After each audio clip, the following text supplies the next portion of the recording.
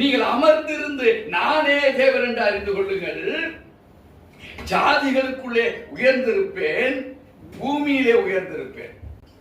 நீங்க அமர்ந்திருந்து அப்படின்னா உட்கார்ந்துகிட்டு இல்ல, சிந்தனை ஃப்ரீயா இருக்கணும். அமர்ந்திருக்கு, அது அலைபாய்ந்து கொண்டு இருக்கக்கூடாது.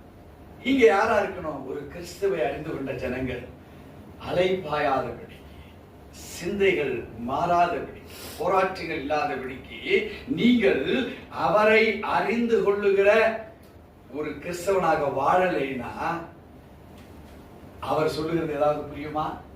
கேளுங்கள் என்று சொன்னாரே, புரியுமா நமக்கு? அதை செவி கொடுங்கள் ஏகமா என்று சொன்னாரே, நமக்கு அது கேட்குமா? காதுல கேட்காது. நாம் அலைபாயாதபடிக்கு. ஏன்னா நம்மளை சுற்றி இருக்கிற வைப்ரேஷன்ஸ் எல்லாம், இந்த பிரபஞ்சம் நெகட்டிவா தான் இருக்குது. ரோட்ல போனா ஹாரன் சவுண்ட், குழாயில் தண்ணி பிடிக்க போனா பல பல பாஷைகள். வீட்டுல நிம்மதியா வந்து ஆண்டவரோடு உறவா இருக்கலாம்னா வீட்டுக்கு வரும்போதே அங்க பல பல பிரச்சனைகள். ஏன்? பல ஜனங்கள் மத்தியிலே நாம் வாழ்ந்து கொண்டிருக்கிறோம்.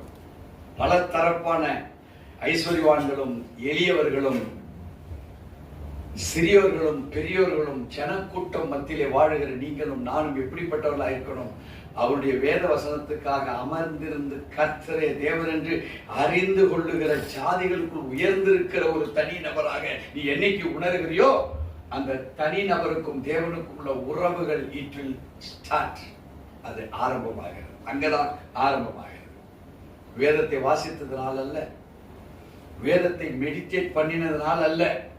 இதெல்லாம் ஒரு நிலை படிகள். ஆகாரம் என்ன செய்திருந்தாலும், என்ன மூக்குல வாசனை இருந்தாலும் வாய்க்கு சாப்பிடணும். அது குடல் பகுதிக்கு ஒற்று போகணும், ஜீரணத்துக்கு ஒற்று போகணும். நம்முடைய சிஸ்டமேட்டிக் அந்த அனுபவம், கிரைஸ்ட் எப்படி உருவாக்குனாரோ அந்த உருவாக்குனதும் உன்னுடைய சிஸ்டமும் சேமா இருந்தா நீ கர்த்தரோட வாழ்ந்து கொண்டிருக்கிறன்னு அர்த்தம்.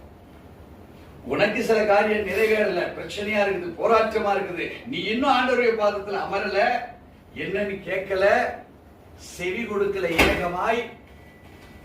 இவ்வளவு பிரச்சனை எங்க இருக்கு? நம்ம கிட்டதான்.